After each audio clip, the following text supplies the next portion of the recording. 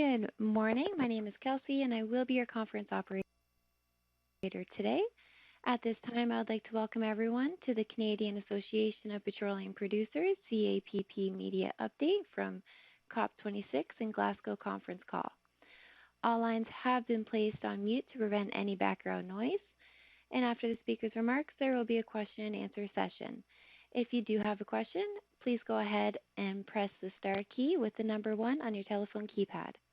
If you would like to withdraw your question, please press the pound key. Thank you. And Mr. Jay Averill, you may begin your conference.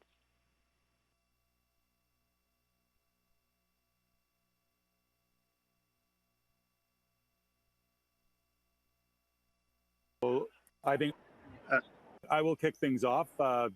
CEO, sorry, Jay. Okay, I'll kick things off. I'm Tim McMillan, President and CEO of the Canadian Association of Petroleum Producers. Appreciate everybody who came onto the call and apologize for being a few minutes late. Some technical issues we're trying to work through with the Wi-Fi here. So good morning to those of you in Canada. Good afternoon from the COP conference in Scotland. I have a few comments I'd like to make off the top, and then I'm going to ask my colleague Stephen Buffalo, the President and CEO of the Indian Resource Council, to make some comments as well. And then we'd be happy to answer any questions of folks that might be on the line. You can do it by, as the operator says, pressing *1, or you can type them into the message below, and we will try and work through those as well if we can get our technical issues sorted out. So just to kick things off, we have been here for 2 days now. This is day 2 at the COP26. We've been part of the COP process now for several years. We are a registered delegate, a official party to the conference. And we've been involved with it, with the COP process from before I came to CAPP, so for several years. We think it's important to be part of the discussion. The energy system, the climate system are complex, and we can bring some unique insights and abilities to meet some of the challenges that we're all trying to face.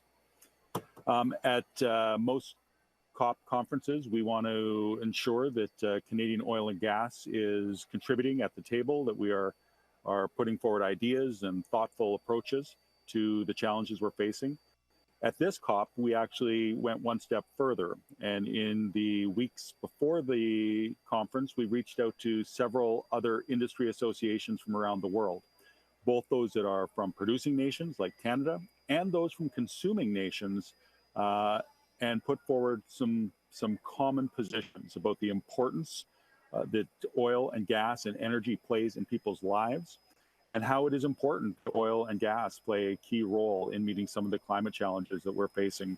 We certainly have a role in bringing forward solutions there as well. These are uncertain times. Developed nations once benefited from very stable and secure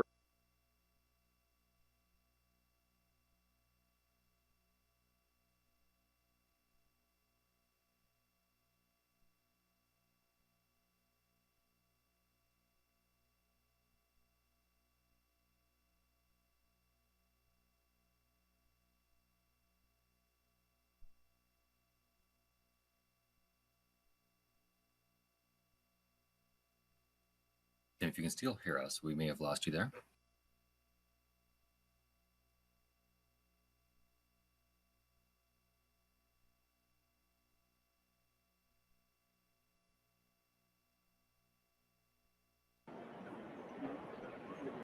Hello, Chris. It's Jay here. Are you able to hear me? We got you, Jay. Yes. Okay. Tim remains frozen, so we'll sign up. Can I give him your phone and then he can be? Yeah. We're going to give Tim the conference call line right now, and ideally that can work through audio. Apologies for the technical difficulty. Is it on speaker? Is it?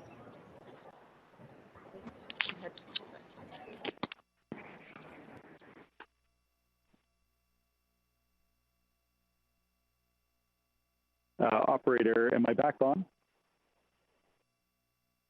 Yeah, I Operator? do hear you. Okay, I'm good to go. So I think I froze up there a moment ago. So maybe I'll just go back in my comments a little bit. We are part of this conference. We've been part of several over the last few years.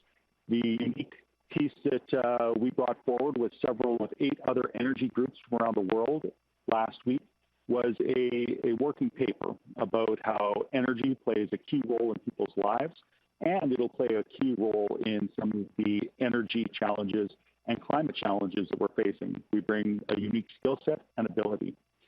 This is uncertain times that developing nations have for a long time had the benefit of reliable, stable energy. We now see that some of these developed nations are facing vulnerabilities with skyrocketing prices and the potential of blackouts as we go into winter. Developed nations are still grappling with energy poverty. The African Energy Chamber last week, their president in our statement made the comment that 580 million people in Africa have no access to energy at all. And if energy prices increase, that number is going to go up fairly substantially. With the end of the COVID lockdowns, we are seeing energy demands increase rapidly. Unfortunately, we're also seeing a dramatic increase in coal development, mining, and usage worldwide as well. I just read an article this morning that China is at record levels of coal production. I think this reaffirms why we globally and specifically Canada need to take a thoughtful and deliberate approach to energy and climate policies. Canada is one of the largest oil and natural gas producers, and that is an important role. I think it leaves us with a lot of responsibility on how we produce, ensuring that we are continuously improving and doing it with lower emissions as we move forward is key. As countries are hopefully increasingly looking for responsibly produced energy, Canada stands at the top of that group. The benefits to Canada are obviously economic and jobs, Indigenous businesses, and technology development. And there's a lot more to talk about, but I'd be happy to answer any questions as we get to that portion. So why don't I ask my colleague, Stephen Buffalo, the President and CEO of the Indian Resource Council, to make some opening comments as well. Thank you very much, Tim. I'm say everyone hi to everyone around the world. I guess whoever's on watching their podcast here. I am in the Treaty 7 territory in Canada. And just to begin here, you know, our organization, the Indian Resource Council of Canada, represents the oil and gas interests of over 100 First Nations in Canada. We own these resources on our lands, and we take exception when activists and ideology-driven environmentalists claim to speak for us. Well, they don't, and I'm here to speak on our own behalf. Many of our nations have depended on oil and gas resource for a long time as a source of revenue that sustains their communities. We had to fight in court and elsewhere to ensure that we receive what's fairly ours. We are now making good progress, have developed meaningful partnerships with industry, and Canada has recognized their duty to consult with us to ensure that we're involved in all aspects of resource development. Now that we are here and finally getting responsible business done, it's kind of disheartening to see new barriers in front of us to get to a point of success for our nations. We don't need lectures about climate change, the impact on Mother Earth. Indigenous people have been keepers and natural stewards of the land of Mother Earth for millennium. We have the right to enjoy the resource that the Creator put on our lands, be it animals, fishing, farming, and natural gas and oil resources. You know, I'm here to vouch that natural gas and oil industry is one of the fastest growing and biggest opportunity for Indigenous employment and Indigenous-owned business in Canada. It also provides sole source revenues to sustain communities and offer prosperity for generations. You don't have to take my word for it. The information is public. As mentioned, we are alarmed and concerned as everyone else with the risk of climate change. However, Canada's oil and gas sector is one of the best regulated sectors in the world. Our environmental, social governance policies are working, and technology is reducing greenhouse emissions as we speak. There's more to do, obviously, and the world can learn a lot from Canada's energy sector. And I want to say, my final comment here is Indigenous people can play a valuable role in responsible development of our resources in ensuring we do it with respect to the land and people, not just for Indigenous people in Canada, but for the whole world. Canada can play a role in meeting the growing demand for energy. Doing this will lift others out of poverty while helping Indigenous communities in Canada prosper. This is my message to you. Hi, hi, Inaskaman. Thank you. Thanks, Stephen. Great comments. With those two opening comments, we'd be happy to answer any questions of anyone who's online.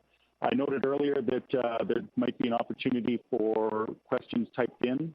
That may be more challenging with the technical challenges we have. So if we could keep them audio, that probably would be the easiest.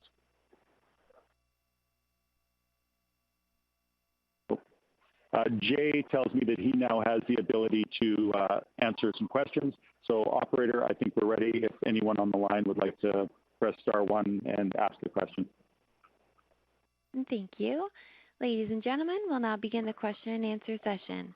Should you have a question, please press the star followed by the 1 on your touch-tone phone. You will then hear a 3-tone prompt acknowledging your request, and your questions will be polled in the order that they are received.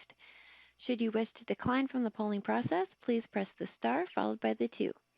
And if you are using a speakerphone, please lift the handset before pressing any keys. One moment, please, for your first question. Your first question does come from Aidan Chimandi from iPolitics. Please go ahead. Hi, just checking that you guys can hear me. Yeah, sounds good. Okay, thank you. I'm just wondering quickly if, are we allowed one question? Are we allowed a follow-up? Just what's the process for asking questions?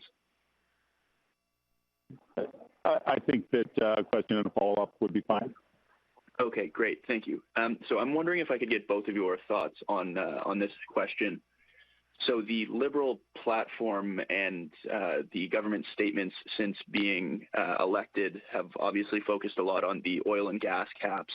And I'm just wondering if both of you could kind of outline specifically your thoughts and your concerns around that campaign promise and how it's going to be implemented. I'd be happy to make a comment and then invite Stephen to do the same. It is something that we first heard about during the campaign, and I think the federal government has not engaged with us on that topic yet. How a cap like that would be implemented will be very important, and I think there's we would want to be in discussion on what that would look like, the outcome the government is looking for. I was in a session this morning with agriculture here at the COP, and the farmers were saying that their approach is to governments, don't innovate for me, innovate with me. And I took the note of that because I thought, when we look at energy policy, we certainly can contribute to ensure that governments get the outcomes they're looking for in a thoughtful way. Stephen, any thoughts from you? Yeah, absolutely. Thank you for the question, and definitely, as we progress to where we're at today, it's been difficult that the federal government does not really consult with the First Nations, especially the ones that produce oil and gas. It just seems like our industry has kind of been the enemy, but yet it's really the strength of our country. And the fact that they have not talked to any of the members of the Indian Resource Council, it kind of says a lot. But going forward, definitely we'd love to collaborate not only with industry and government to see how we can, get around that whole issue. But we're here, and we want to just definitely give the message that we're prepared to work where we can. Mm-hmm. Am I good to ask the follow-up now? Yeah, go ahead. Yeah, so when Minister Wilkinson was still the minister, he indicated to iPolitics that they were looking at approaching this policy through regulation as opposed to legislation. And obviously this promise focuses a lot on Alberta, given how much the oil and gas sector is concentrated in the province. And Alberta already has a 100 megaton cap on oil and gas emissions, even though it's never been met. So I'm just wondering if you could kind of outline some of the specific concerns you have around implementation, whether, you know, the government, if the government approaches it with the Canadian Environmental Protection Act, or if they try to do it through a facility based cap or a sector-wide cap. Like, if you guys could just get a little bit more into the specifics that you would like government to know about. Sure. I'd be happy to give you a little color on that. I guess, you know, just for clarity, the Alberta limit that's in place is for oil sands specifically. My understanding is that the campaign announcement was for oil and gas as a whole, so including offshore Newfoundland, including British Columbia, Saskatchewan, and other jurisdictions. So it is certainly larger in scope. The second piece would be that whether it's regulation or legislation, the division of resources, the devolution of resources to the provinces happened in the 1930s, and there's a kind of a constant discussion about whose responsibility the regulation of different aspects of resource development go to, and far too often we find those going to a litigious process between different levels of government. So, you know, my hope would be that this discussion would be led with both province and the federal government, all provinces involved, as well as with industry, because ultimately the outcome is what is most important. Canada is a clear leader when it comes to environmental performance.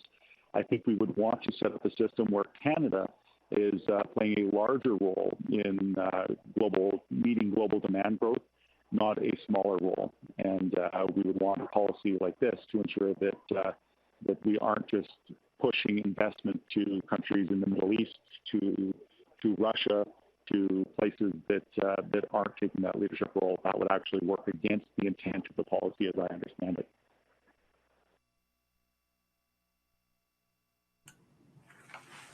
Yeah, I don't have too much to add to that as well. But, you know, at the end of the day, you know, the strength of our country has been, you know, that resource development. And again, you know, I think governments working with not only the industry, but, you know, stakeholders such as the First Nations would be probably the best approach. And we're waiting for that. So.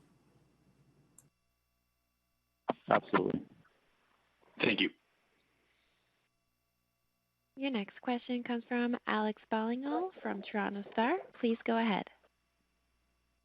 Hey, thank you very much for taking my question. Can you guys hear me okay? Yeah, sounds good. Awesome. Yeah, I guess, question to both of you. Just, I know this relates to foreign, like the financing of foreign fossil fuel projects. So I guess from the Canadian government perspective, you know, producers that are operating outside of Canada. But I still wanted to get your perspective on this move to sign this pledge to phase out the financing of foreign fossil fuel production by the end of next year. How do you guys take that, just as a global push, but also something that the government in Canada is doing? Yeah. I guess from our point of view, it doesn't affect the members that CAPP represents, or the production that we have. You know, maybe tangentially, that if a country was looking to develop an LNG import facility, they have a choice between an LNG import facility, which would be more capital intensive than just a port that can unload a coal ship. It may push decisions to bring more coal online and less clean Canadian natural gas. So, you know, but as far as, you know, direct impact on Canadian production, it will have almost none. And just as a follow-up on that, I mean, this seems to fit into sort of a general trend that the government, you know, they've moved up how they want to eliminate quote unquote inefficient fossil fuel subsidies by 2023 instead of 2025. they have this new pledge to phase out the foreign financing.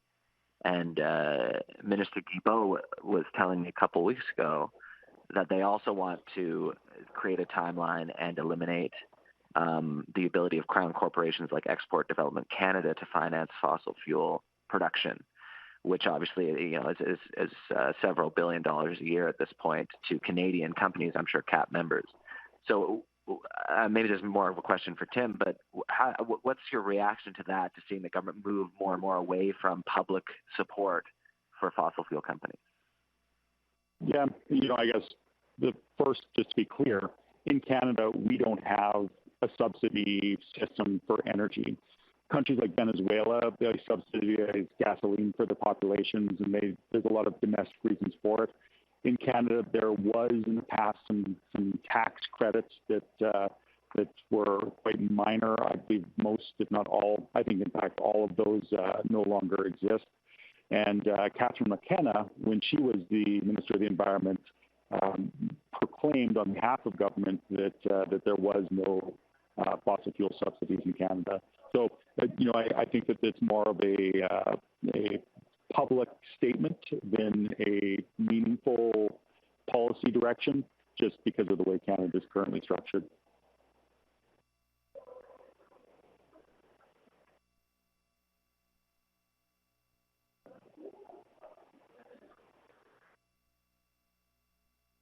Operator, is there another question?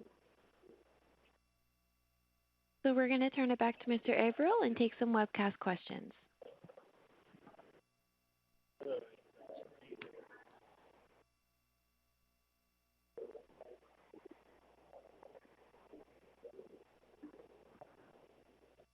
Jay's not coming through.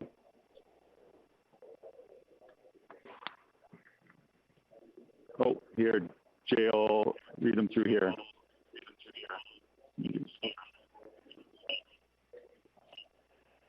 Hello, can you hear me?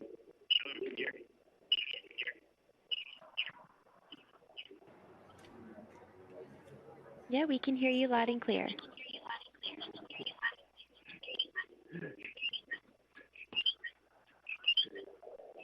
Apologies for that. It was catching some.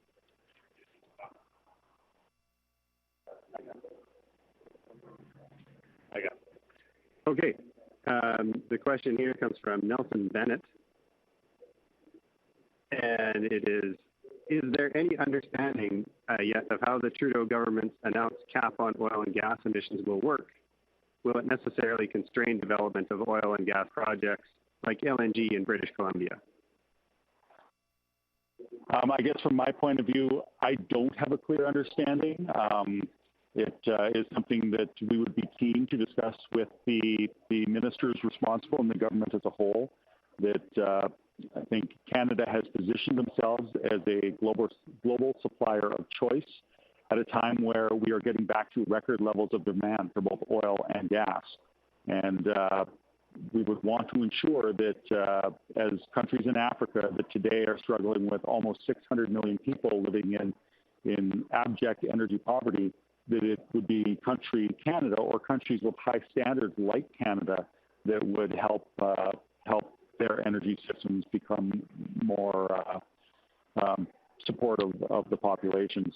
So I'm eager to engage with the federal government to understand their intent and their objective, but at this point, that conversation has not happened.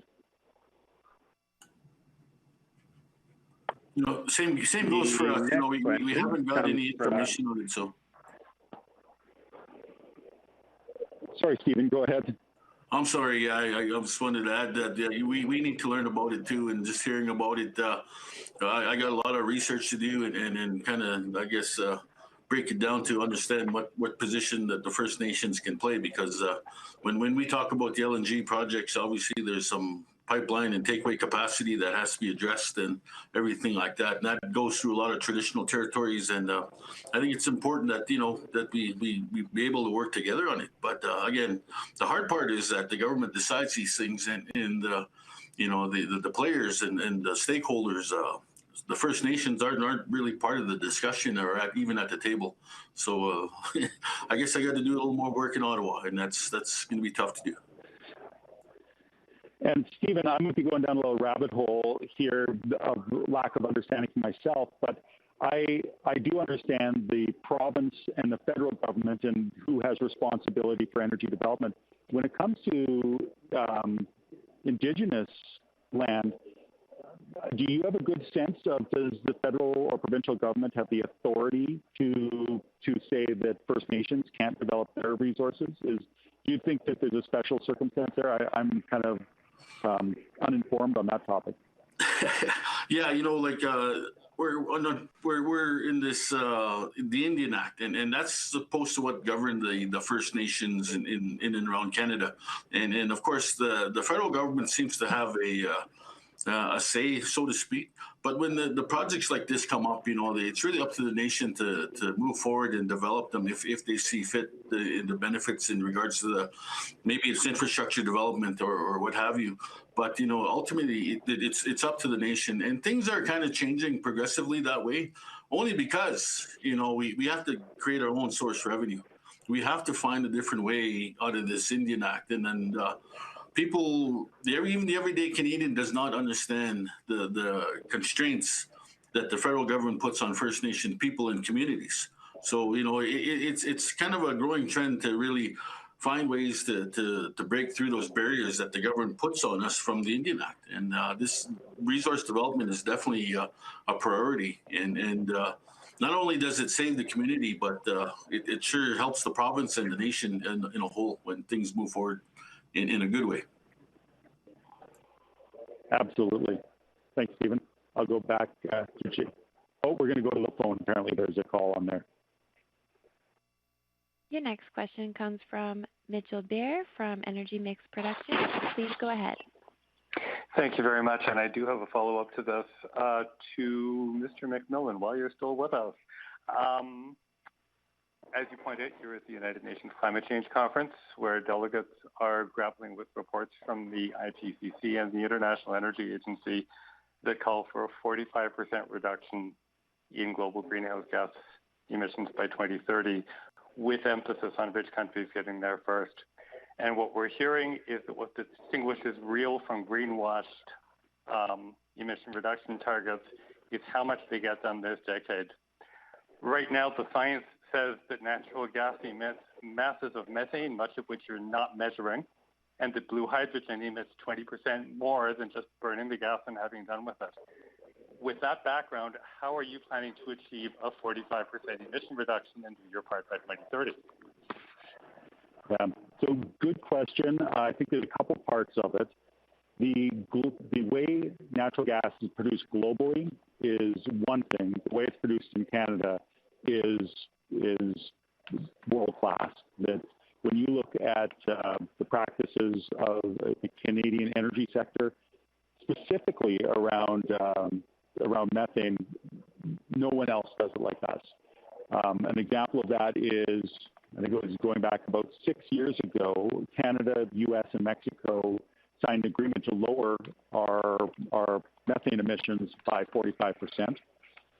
Canada has, at that point, was starting further ahead than either of the other two countries, and probably further ahead than almost anyone else in the world. We have subsequently gone through that process. We're coming to the end and getting to or above the 45% reduction target, and our neighbors to the south have not. And our federal government has announced that they want to raise that ambition. We're encouraging them to bring their colleagues that were involved in the original discussion along and bring them up to an equal standard. But when it comes to the options or the challenges of getting a global population that wants electricity for the first time, natural gas is going to need to play a key role in doing that and displace coal, and to do it in the most responsible way that natural gas can. I guess there have been a million follow-ups in there. I know I get one.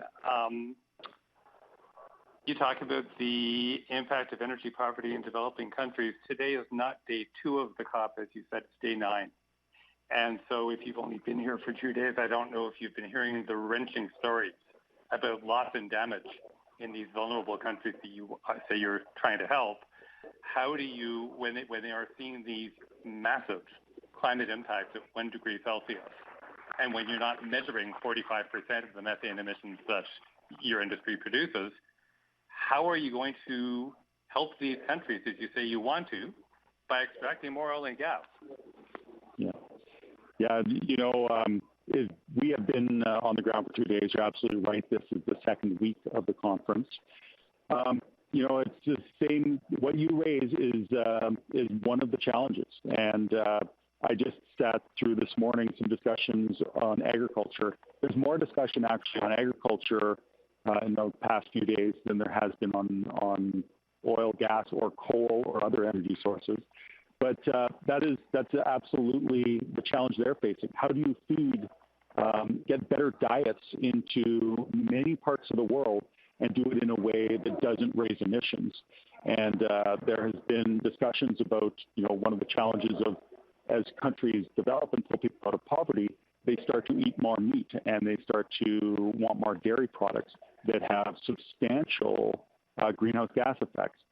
The agricultural industry, like the oil and gas industry, is looking for ways to one, provide the better diets and do it in a way that's more responsible.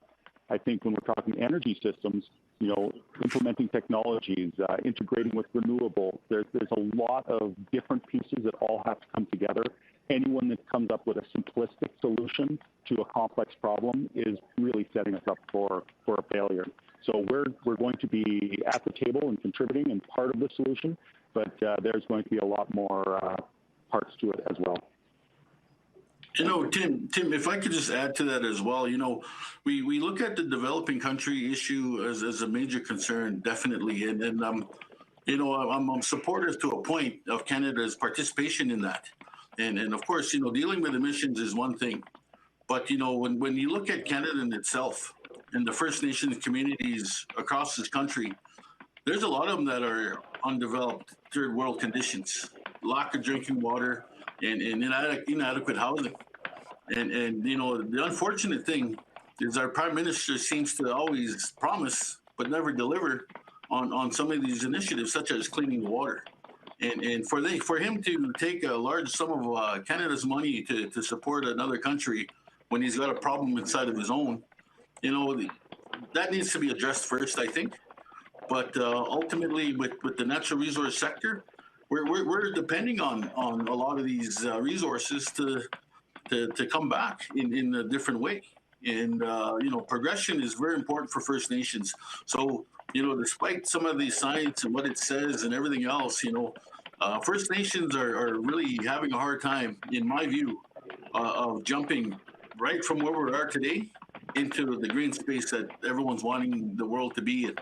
And lack of capital, access to participation in infrastructure projects, that's a big challenge for First Nations in Canada. And in dealing with our poverty situation across the country, not only in First Nations communities, I think that needs to be addressed first. And like you bring a valid point about the gas emissions, but when we have to look at issues around the world, we have to look at ourselves first to deal with that. And then I think we can be more of a healthier participant in helping the other countries. Thank you. Great. Thanks, Stephen. Jay, I think you have a question from the floor. Yes, this is Gina from Responsible Investor, and she has a few questions, but it's based around what are the panelists' views on the Government of Canada's just transition and the process they are following at this point? I'll kick that one off and then ask for your comments on it, Stephen. So when we look at the challenge that we're facing with global demand increasing, and maybe what's even scarier than that is the rapid increase of coal coming back up to its traditional high levels. I think that natural gas has to play a key role. When we look at the International Energy Agency's base forecast for oil consumption increasing out for the next decade. Again, these are choices between environmentally responsible nations like Canada or Middle East, Venezuela, Azerbaijan. Canada has the unique ability to drive down our emissions. We have a track record of doing that substantively and on a per barrel basis. And I think that we have to continue to do that. We have to position ourselves as the global supplier of choice and continue to find ways to mitigate the emissions. And there's a lot of technologies that are currently being worked all the way from CCUS on to the way the tubes inside a boiler are configured. And as I said earlier, all of these are going to be key in getting both the global social outcomes and the global environmental outcomes. Stephen? Yeah, absolutely. You see it in the news all the time. Our demand for energy is increasing. I'm just happy here in Canada we're starting to get some traction that First Nations can participate,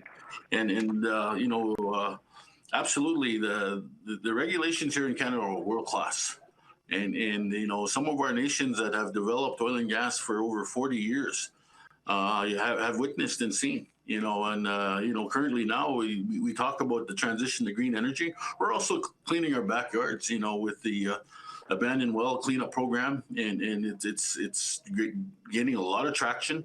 Reclamation is always overlooked, but it truly is a path forward to getting our communities back on track, replenishing with traditional natural vegetation that was there before, it's just hard when you talk about this whole transition.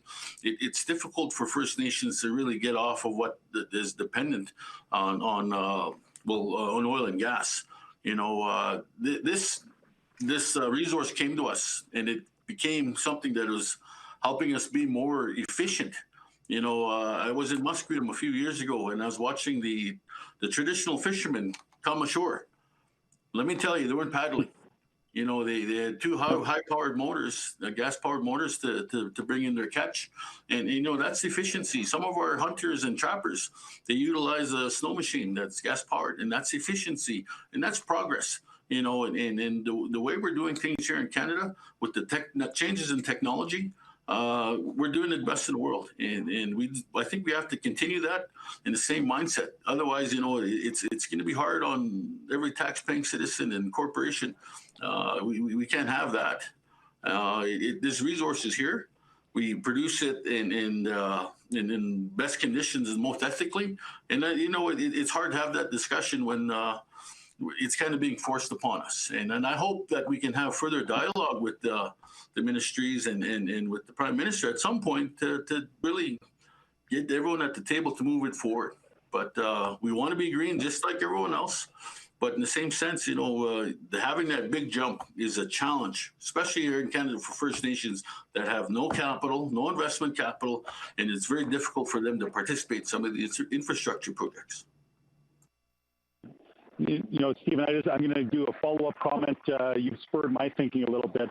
Being here in Glasgow, we are in the United Kingdom, obviously. The United Kingdom had gasoline shortages a month ago.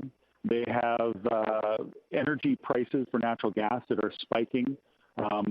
It is a time of serious concern that as we are coming into winter in the United Kingdom and the broader Europe as a whole, have put policies in place that I think would be aligned with the thinking of a just transition. And it may leave their citizens just cold.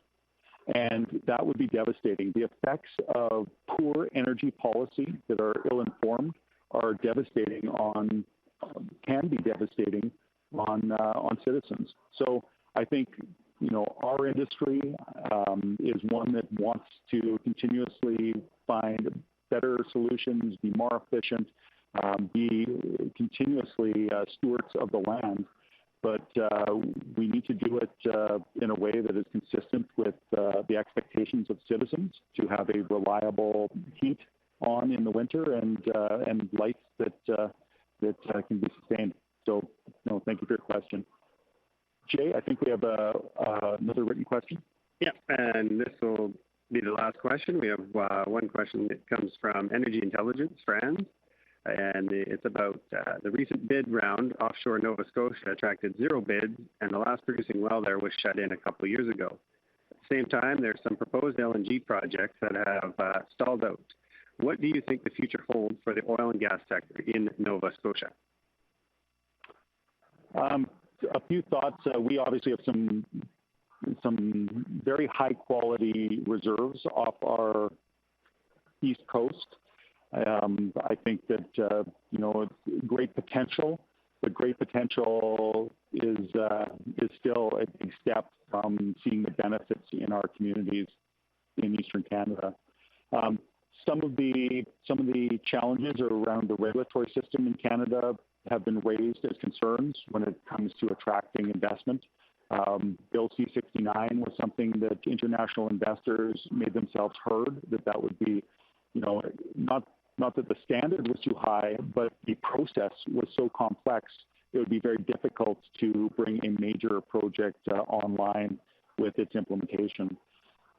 What that says, or where that leads us, is I think we have some work to do as a nation to ensure that we can get the environmental outcomes that we all expect, which are the highest in the world, and to do it in an efficient way where we can attract global investors at a time of high and expected to be sustained high prices for both oil and natural gas to Canada, because I think we all lose on both our environmental outcomes and social outcomes if those investments are going to jurisdictions with very poor environmental, safety, or social standards. And I think Atlantic Canada just has too much potential in resource development to accept bid rounds that go unbid. Stephen, any final thoughts before we close things off? Like First Nations in Canada are now coming to the forefront, and I think, as we see the price in oil go up and down, we discovered that we're better teammates than adversaries, and I think our partnership with CAPP and working together with industry has been very a benchmark in working together, and we understand there's some environmental issues for sure, but in the same sense our innovation and technology is needs to be amplified, as well as our work in reclamation, putting our land back to what it used to be. That needs to be, message needs to be sold in a better way. And going forward, absolutely, we need to do things better. But in the same sense, it's very difficult, especially for the First Nations in Canada, to participate in a transition so quickly that's being forced upon us that, we're not quite ready for it. And God forbid, like right now, there's people that don't have natural gas because of their conditions, to heat their home, because of poverty, and this natural resource sector is one area where we can get our communities out of poverty if we all work together in doing it responsibly, finding that balance of protecting the environment and economic development. Thank you. Absolutely.